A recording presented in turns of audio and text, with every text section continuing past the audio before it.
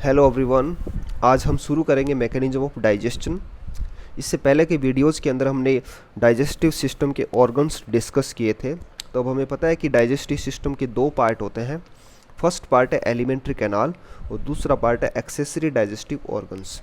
Alimentary canal का first part होता है माउथ, दूसरा पार्ट होता है ईसोफेगस, तीसरा पार्ट स्टमक, चौथा पार्ट स्मॉल इंटेस्टाइन और पांचवा पार्ट होता है लार्ज इंटेस्टाइन।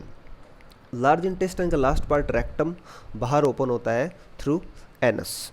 तो अब हम वन बाय वन इन सारे पार्ट्स के अंदर डाइजेशन कैसे होता है, केमिकल डाइजेशन और मैकेनिकल डाइजेशन, और जो लास्ट प्रोसेस है जिसके द्वारा अनडाइजेस्टेड फूड को बॉडी से एलिमिनेट किया जाता है जिसे हम बोलते हैं डिफिकेशन, तो उसकी प्रोसेस कैसे होती है। तो इन सारी प्रोसेसेस को, इन सारी जो डाइजेशन की जो प्रोसेसेस है, इनको हम वन बाय वन डिस्कस करेंगे। दूसरे जो एक्सेसरी डाइजेस्टिव ऑर्गन्स, जिसके अंदर पहला है सलाइवरी ग्लैंड्स, दूसरा है लीवर, तीसरा गॉल ब्लैडर, चौथा पैनक्रियास। तो इनके क्या रोल होते हैं डाइजेशन के अंदर, तो वो हम डिस्कस करने वाले हैं।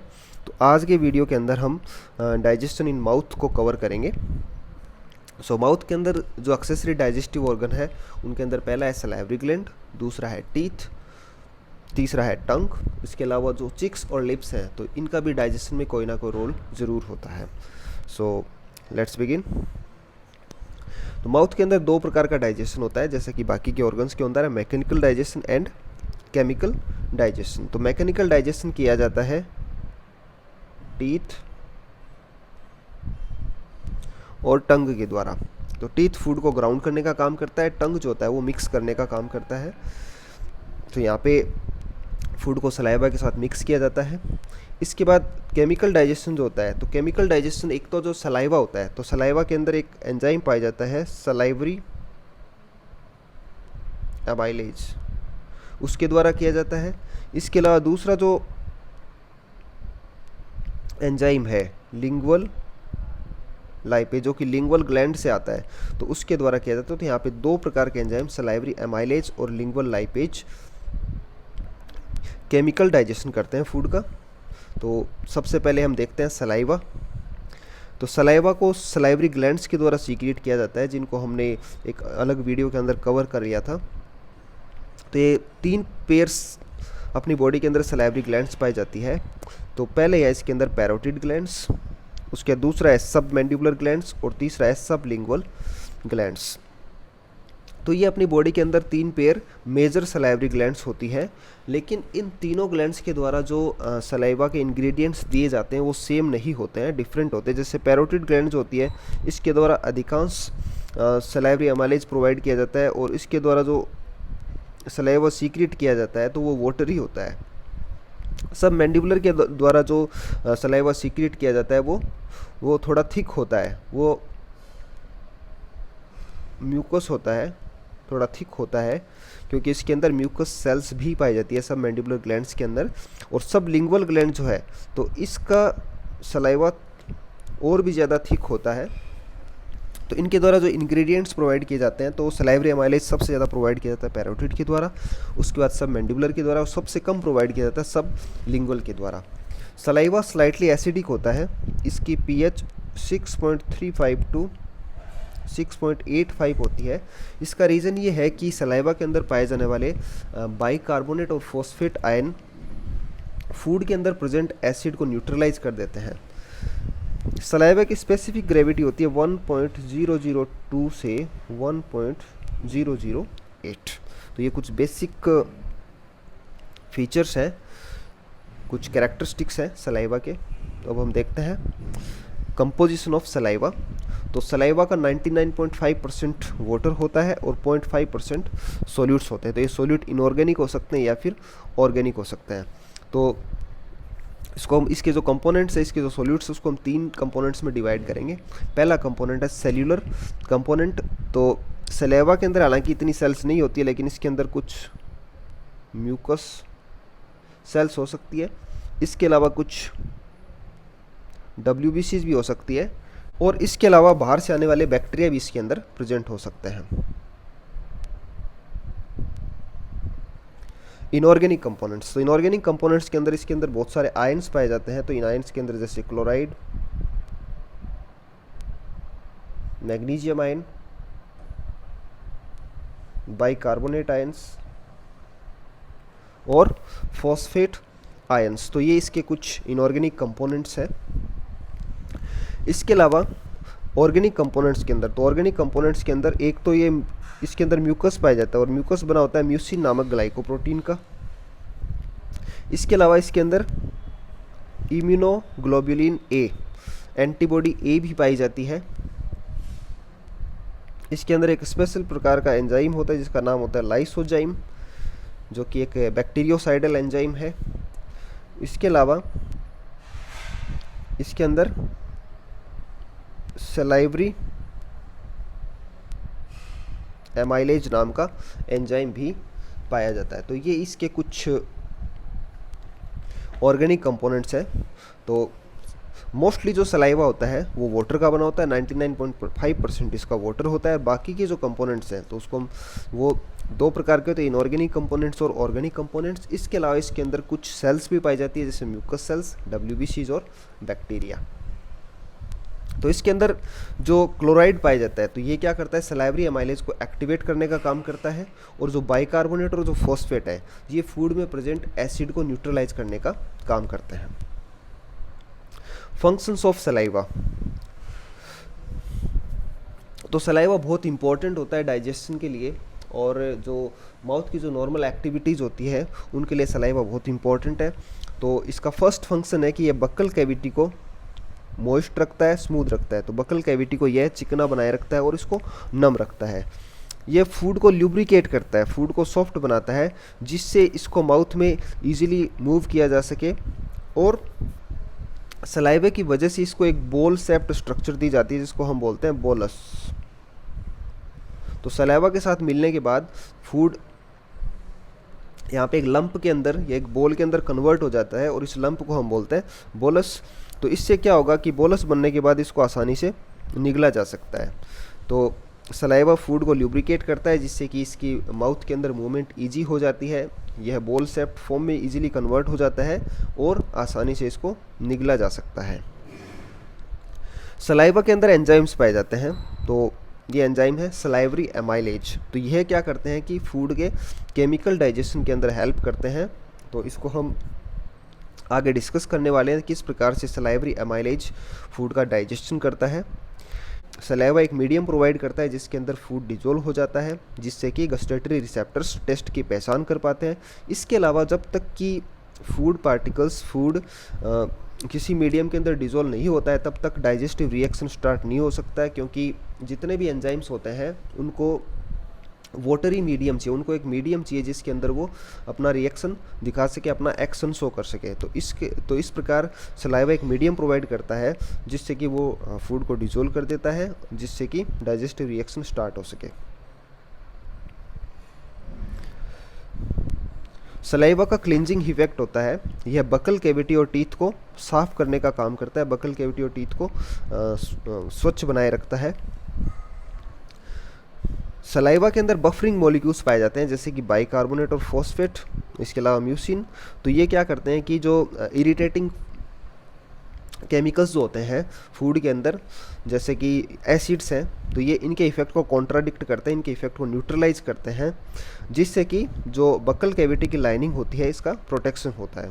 तो इस प्रकार सलाइवा के अंदर पाए जाने वाले बफरिंग मॉलिक्यूल्स एसिडिक फूड से बकल कैविटी की लाइनिंग की प्रोटेक्शन करते हैं।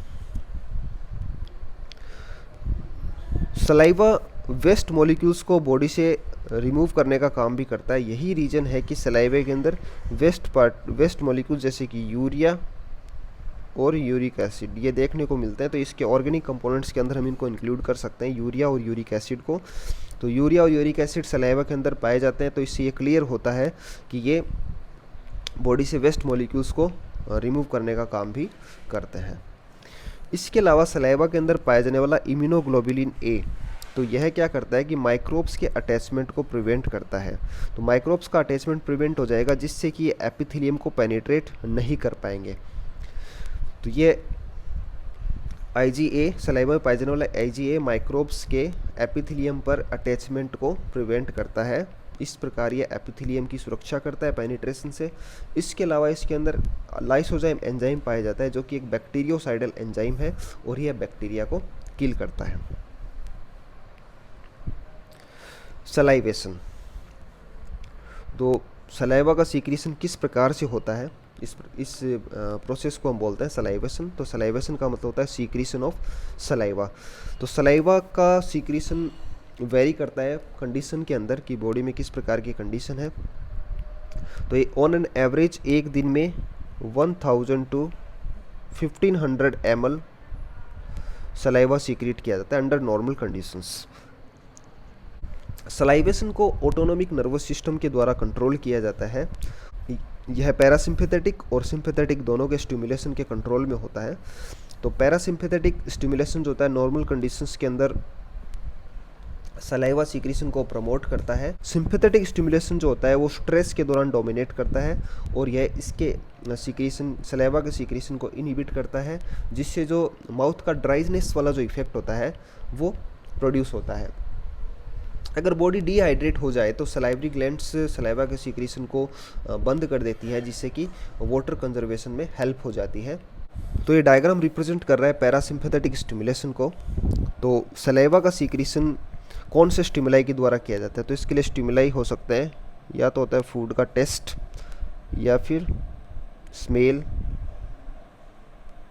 या फिर साइट। तो फॉर एग्जांपल हम बात करें फूड के टेस्ट की, तो फूड के अंदर पाए जाने वाले केमिकल्स, टंग के ऊपर पाए जाने वाले टेस्ट बर्ड्स, तो टेस्ट बर्ड्स के अंदर पाए जाते हैं गस्टेटरी रिसेप्टर्स। तो फूड के अंदर पाए जाने वाले केमिकल्स गस्टेटरी रिसेप्टर्स को स्टिमुलेट करते हैं। तो यहाँ से फिर नर्व इम्पल्स निकलता है और नर्व इम्पल्स जाता है superior and inferior salivatory nuclei. तो superior and inferior salivatory nuclei पाए जाते हैं ब्रेन स्टेम के अंदर, ब्रेन स्टेम के अंदर। तो ब्रेन स्टेम के अंदर superior and inferior salivatory nuclei पाए जाते हैं। तो इनको नर्व इम्पल्स दिया जाता है गस्टेटरी रिसेप्टर से, और गस्टेटरी रिसेप्टर्स को स्टिमुलेट किया जाता है फूड के अंदर पाए जाने वाले केमिकल्स के द्वारा।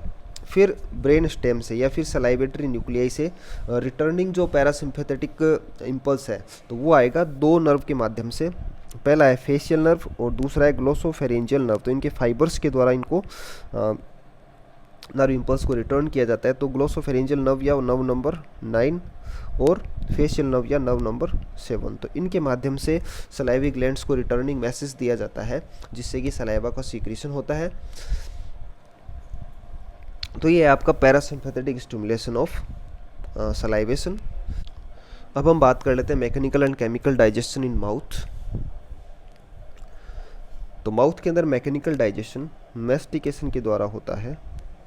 मैस्टिकेशन, तो मैस्टिकेशन के अंदर फूड को चबाया जाता है, टंग के द्वारा इसको मिक्स किया जाता है, ऑल्टर किया जाता है और सलाइवा के साथ इसको मिक्स किया जाता है। तो इस प्रकार से फूड जो होता है वो एक लंप बना लेता है और इस लंप को बोलते हैं बोलस। तो बोलस जो फॉर्म है इसको आसानी से निकला जा सकता है। सलाइवा के द्वारा फूड के अंदर प्रेजेंट मॉलिक्यूल्स को डिसॉल्व कर दिया जाता है, जिससे कि डाइजेस्टिव एंजाइम्स का एक्शन शुरू हो सके, क्योंकि डाइजेस्टिव एक्शन जो होता है, डाइजेस्टिव एंजाइम्स होते हैं वो लिक्विड मीडियम के अंदर ही काम कर सकते हैं। तो इस प्रकार मैकेनिकल डाइजेशन मैस्टिकेशन के द्वारा किया जाता है। मैस्टिकेशन का होता है च्यूइंग ऑफ फूड। तो इसमें फूड को टीथ के द्वारा ग्राउंड किया जाता है, टीथ के द्वारा पीसा जाता है, टंग के द्वारा इसको मिक्स किया जाता है विद सलाइवा, तो जिससे फूड जो होता है वो एक लंप बना लेता है, एक मास बना लेता है, जिसे हम बोलते हैं बोलस। और सलाइवा के द्वारा फूड मॉलिक्यूल्स को लिक्विड मीडियम के अंदर मिक्स किया जाता है, जिससे कि डाइजेस्टिव एक्शन स्टार्ट हो सके, डाइजेस्टिव एंजाइम्स का एक्शन शुरू हो सके। केमिकल डाइजेशन, तो केमिकल डाइजेशन दो प्रकार के एंजाइम्स के द्वारा किया जाता है। पहला एंजाइम है सलाइवरी एमाइलेज और दूसरा एंजाइम है लिंगुअल लाइपेज। तो सलाइवरी एमाइलेज जो है ये आता है सलाइवरी ग्लैंड से और लिंगुअल लाइपेज आता है लिंगुअल ग्लैंड्स। तो लिंगुअल ग्लैंड्स के द्वारा सीक्रेट किया जाता है लिंगुअल लाइपेज और सलाइवरी ग्लैंड्स के द्वारा सीक्रेट किया जाता है salivary amylase. Salivary amylase starch के ऊपर रिएक्शन करता है सलाइवरी एमाइलेज स्टार्च के ऊपर काम करता है और इसको माल्टोज जो कि एक डाइसेकेराइड है, माल्टो ट्राइओज जो कि एक ट्राइसेकेराइड है, और एल्फा डेक्स्ट्रीन जो कि ग्लूकोज का एक छोटा सा पॉलीमर होता है, तो इसके अंदर इसका ब्रेकडाउन कर देता है। तो स्टार्च एक पॉलीसेकेराइड होता है और एमाइलेज इसको माल्टोज, माल्टोट्राइओज और एल्फा डेक्स्ट्रिन के अंदर तोड़ देता है। तो एमाइलेज का एक्शन तब तक कंटिन्यू रहता है जब तक कि गैस्ट्रिक एसिड, तो आगे जो फूड है बोलस है वो इसोफेगस के द्वारा जाएगा स्टमक के अंदर। तो स्टमक में जाने के बाद एमाइलेज डीएक्टिवेट हो जाता है क्योंकि यह एसिडिक मीडियम के अंदर काम नहीं करता है। तो एमाइलेज तब तक काम करेगा जब तक कि स्टमक के अंदर प्रेजेंट HCl इसको इनएक्टिवेट नहीं कर देता। इसका दूसरा जो एंजाइम है वो है लिंगुअल लाइपेज। तो लिंगुअल लाइपेज काम करता है लिपिड्स और ऑयल्स के ऊपर, मतलब ट्राइग्लिसराइड के ऊपर। तो ये TG के ऊपर काम करता है। लिंगुअल लाइपेज TG या ट्राइग्लिसराइड्स के ऊपर काम करेगा और इसको फैटी एसिड और डाइग्लिसराइड के अंदर इसका ब्रेकडाउन कर देता है। तो लिंगुअल लाइपेज जो होता है ये स्टमक में जाने के बाद एक्टिवेट होता है क्योंकि यह एसिडिक मीडियम के अंदर एक्टिवेट होता है। तो एसिडिक मीडियम इसको एक्टिवेट करेगा तो इसका एक्शन स्टमक के अंदर स्टार्ट होता है। तो ये अपना है chemical and mechanical digestion in mouth. तो आगे की वीडियो के अंदर हम ईसोफेगस और स्टमक के अंदर मैकेनिकल और केमिकल डाइजेशन की प्रोसेस को डिस्कस करेंगे।